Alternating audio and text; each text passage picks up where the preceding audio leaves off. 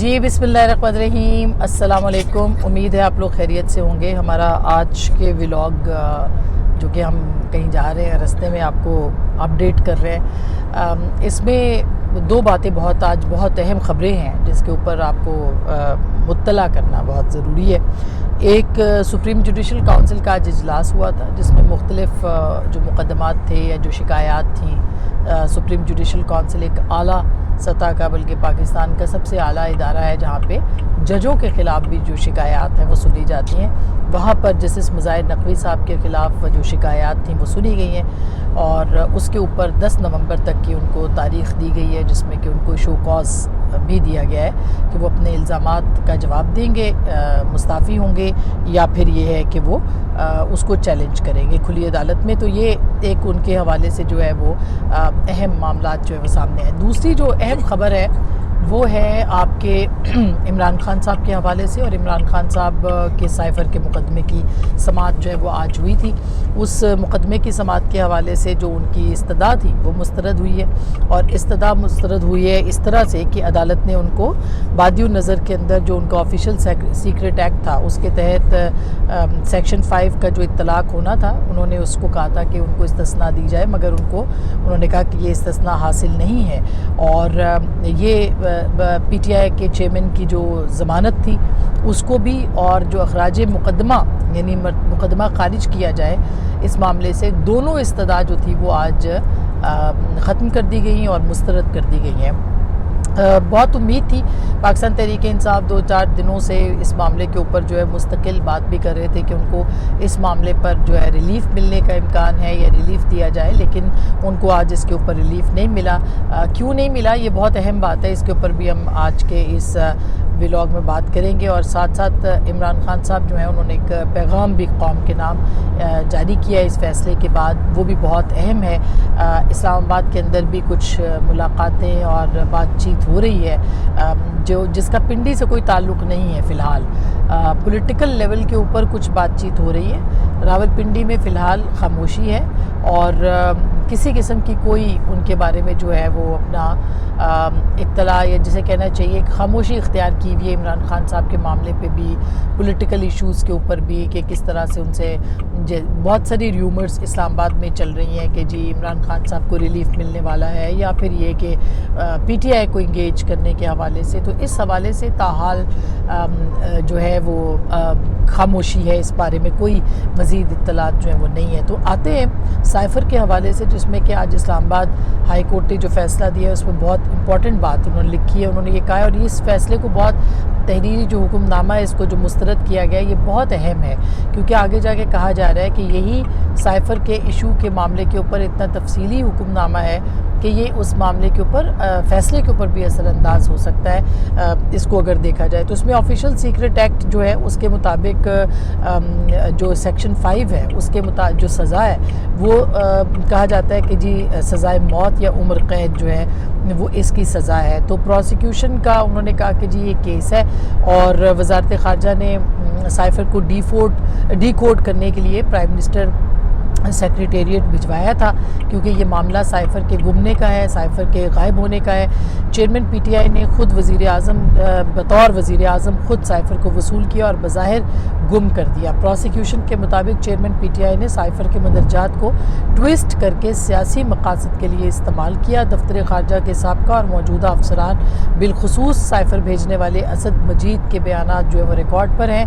दफ्तर ख़ारजा के अफसरान के बयानात से वाज़ेह है कि इसमें कोई गैर मुल्की साजिश शामिल नहीं। अदालत में पेश की गई दस्तावेज़ात के मुताबिक दफ्तर ख़ारजा की पॉलिसी वाज़ेह है। पॉलिसी के मुताबिक साइफ़र डी क्लासीफाई या क्लासीफाइड डॉक्यूमेंट है, जिसे कि गैर मजाज अफराद जो हैं वो उसके साथ शेयर नहीं किया जा सकता।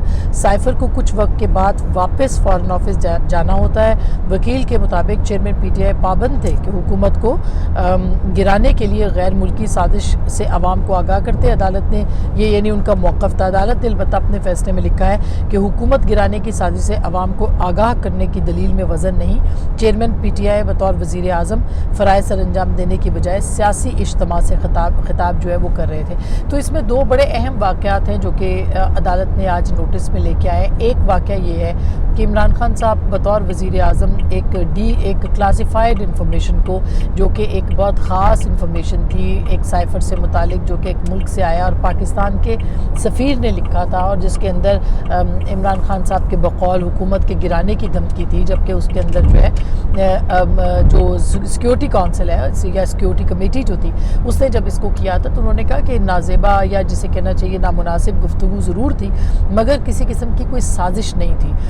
یعنی کہ مختلف ممالک جو ہے وہ لکھتے رہتے ہیں اس طرح کی چیزیں جس پہ پاکستان یا کوئی بھی ملک جو ہے وہ اس کو ڈیماش کرتا ہے، اور پاکستان کی ریاست نے، حکومت نے امریکی سفیر کو ڈیماش کیا اس معاملے کے اوپر بھی، لیکن سازش نہیں ملی۔ یہ سیکیورٹی کمیٹی نے بھی جو ہے وہ لکھا، اور اس میں لکھا کہ مداخلت کے کوئی ثبوت بھی جو ہے وہ موجود نہیں تھے، البتہ جو بھی ان کی زبان تھی یا جس طرح سے بھی انہوں نے ایک بات کی تھی، وہ ایک لنچ کے اوپر پاکستانی سفیر کے ساتھ کی تھی، جن کا بائی دا وے اس آفیشیل سیکرٹ ایکٹ کے اندر ان کا ایک بیان جو ہے 161 کا وہ جمع کرایا جا چکا ہے، اور اس بیان کے اندر وہ لکھا ہے کہ اس قسم کی کوئی بات ان کی نہ تو عمران خان صاحب سے ہوئی، نہ ڈائریکٹلی ہوئی، نہ انڈائریکٹلی ہوئی، بلکہ جو کچھ انہوں نے لکھا تھا اس کے اندر سازش جو تھی وہ موجود نہیں تھی، بلکہ ایک طرح سے جو بھی معاملات تھے اس کے اوپر انہوں نے آگاہ کیا تھا۔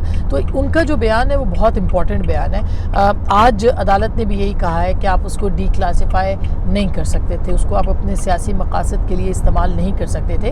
اگر اس طرح کے فرض کیا وہ تھا نہیں، اگر کوئی اس طرح کے معاملات آتے ہیں تو پاکستان کی جو حکومت ہے، ریاست ہوتی ہے، وہ ایسے معاملات کے اوپر سیاسی جلسے نہیں کرتی، وہ اس پہ نیریٹو نہیں بناتی، غلامی نامنظور اور حقیقی آزادی اور امریکہ کے خلاف ایک پورا سینٹیمنٹ جو ہے وہ ابھارا گیا، یہاں تک کہ پاکستان کے امریکہ کے ساتھ تعلقات جو ہیں ان کے اندر رفٹ آ گئی، تو ایک ریاست کے ساتھ اسٹیٹ ٹو اسٹیٹ جو رابطہ تھا وہ اس کے اوپر اثر انداز جو ہے وہ ہوئے۔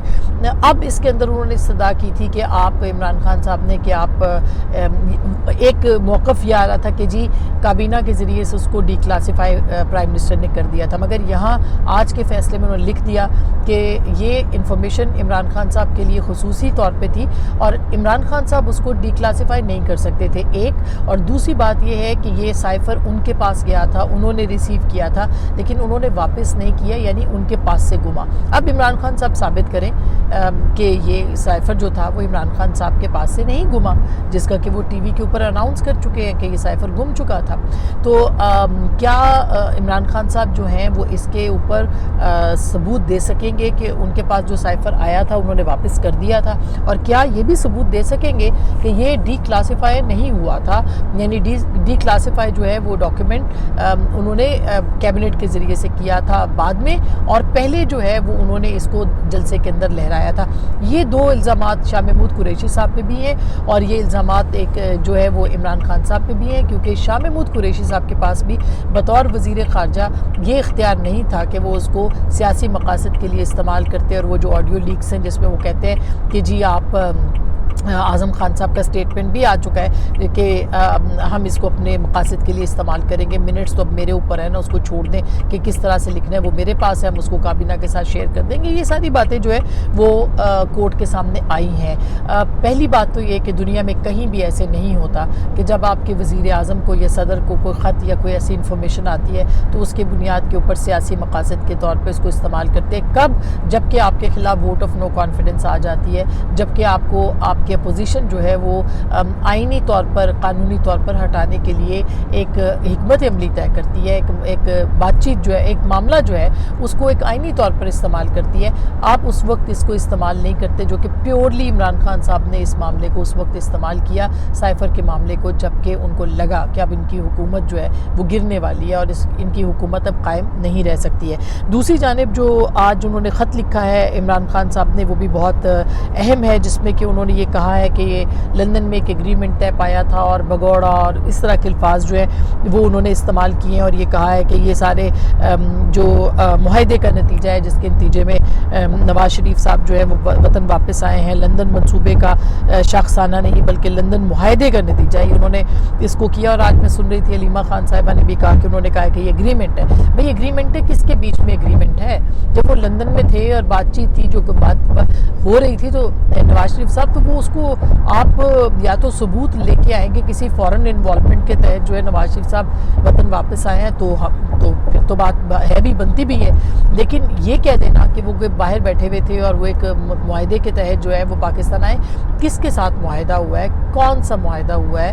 پاکستان کے جلا وطن لیڈرز جو ہیں وہ جب باہر جاتے ہیں، ظاہر ہے کہ اسٹیبلشمنٹس جو ہیں وہ ان کے ساتھ ان کی بات چیت ہوتی ہے اور وہ آتے ہیں واپس، اس میں تو کوئی دو رائے نہیں. اب آپ اس کو ڈیل کہیں، اس کو معاہدہ کہیں، کچھ بھی کہیں. محترمہ بھی آئیں اور ابھی نواز شریف صاحب بھی اگر واپس آئیں تو ظاہر ہے کہ یہ بات چیت ہوتی ہے. معاہدہ آپ تب کہیں جب کوئی ریٹن فارم میں آپ کے سامنے چیز آئی. اور اس کے بارے میں ہم سنتے تھے کہ جب نواز شریف صاحب وطن سے یہاں سے گئے جلا وطن ہو کے 99 کے بعد، کو کے بعد، تو اس وقت کہا جاتا ہے کہ ایک ریٹن معاہدہ جو تھا وہ یہ شیخ رشید صاحب بار بار کہتے تھے کہ وہ موجود تھا.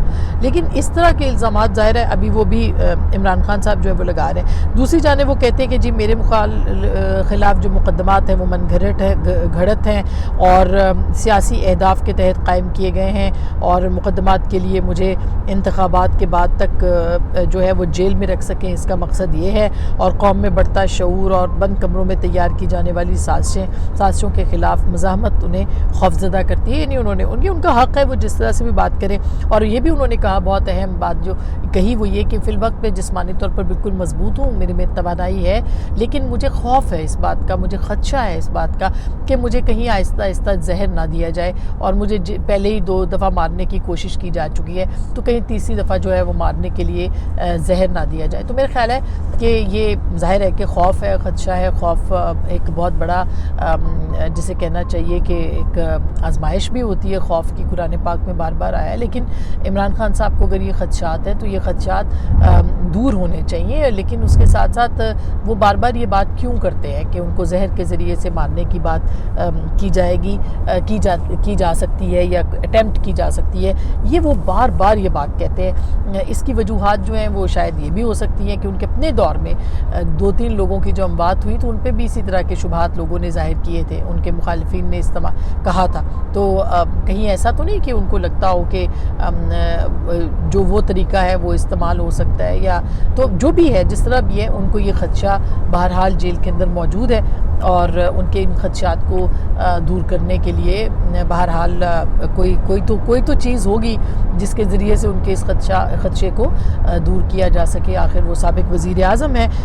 یہ صورتحال ہے اس وقت. اور دوسری طرف پاکستان تحریک انصاف کے جو رہنما ہیں انہوں نے بھی ملاقاتوں کا سلسلہ شروع کر رکھا ہے. اب وہ عمران خان صاحب سے پوچھ کے کیا ہے یا نہ پوچھ کے کیا ہے، لیکن ایک بات بالکل واضح ہے کہ صدر علوی کا اس طرح سے اسٹیٹمنٹ دینا اور اس کے ساتھ ساتھ جو آپ کے علی محمد خان صاحب اور جو اسد کیسر صاحب کا مولانا سے ملنا، اور اس بارے میں ہماری اطلاعات بھی ہیں کہ مولانا کو اپنا رول پلے کرنے کے لیے کہا گیا ہے انتخابی طور پر بھی، اور اس طرح سے انگیجمنٹ اور بات چیت اور مفاہمت کی طرف بڑھنے کے لیے بھی. یہ سب چیزیں جو ہے وہ ضروری ہیں. کل بھی اس پہ ہم نے بات کی تھی کہ بہت اچھی بات ہے، مفاہمت ہونی چاہیے، انتخابات سے پہلے ہونی چاہیے. لیکن کیا گارنٹی ہے کہ عمران خان صاحب اس مفاہمت کا حصہ بنیں گے؟ وہ اپنی ٹیمز کو پہلے بھی بھیجتے رہے ہیں، پہلے بھی مذاکرات ہوتے رہے ہیں. جب وہ کچھ فائنل کرتے ہیں تو عمران خان صاحب پیچھے ہٹ جاتے ہیں. تو گارنٹر کون ہوگا عمران خان صاحب کا اگر کوئی ایسی بات ہوتی ہے؟ اور جو کیسز ان کے اوپر بنے ہیں یہ کرپشن کے کیسز نہیں ہیں، یہ انسداد دہشت گردی کے، یہ 9 مئی کے واقعات کے بعد، اور اس کے ساتھ ساتھ اس کی منصوبہ بندی کے، آفیشیل سیکرٹ ایکٹ کے، اور اس کے ساتھ ساتھ 190 ملین پاؤنڈ کے بھی القادر ٹرسٹ کے بھی ان کے اوپر توشہ خانہ کے اوپر بھی کیسز ہیں. لیکن جو زیادہ اہم اور جو بڑے کیسز ہیں وہ سائفر اور یہ جو آفیشیل سیکرٹ ایکٹ کا معاملہ ہے، اس کے ساتھ ساتھ جو دیگر معاملات ہیں 9 مئی کے خاص کر کے، وہ بہت ہی اہم معاملات ہیں. اچھا، جو اب مظاہر علی نقوی صاحب کا معاملہ ہے اس کے اوپر بھی اب ایک تاثر یہ بن رہا ہے کہ عدالت جو ہے سپریم کورٹ وہ اپنے اندر طہارت کا عمل جو ہے وہ شروع کیے ہوئے. دیکھتے ہیں کہ مظاہر علی نقوی صاحب جو ہیں وہ اس کو چیلنج کرتے ہیں یا وہ پھر جو باقی ان کو شو کاز کا جواب دینا ہے وہ جواب دیتے ہیں. کیا کرتے ہیں؟ یہ 10 نومبر تک کی ان کو تاریخ جو ہے وہ دی جا چکی ہے. اپنا بہت خیال رکھیے گا. اب تک کے لیے اتنا ہی. اللہ نگہبان.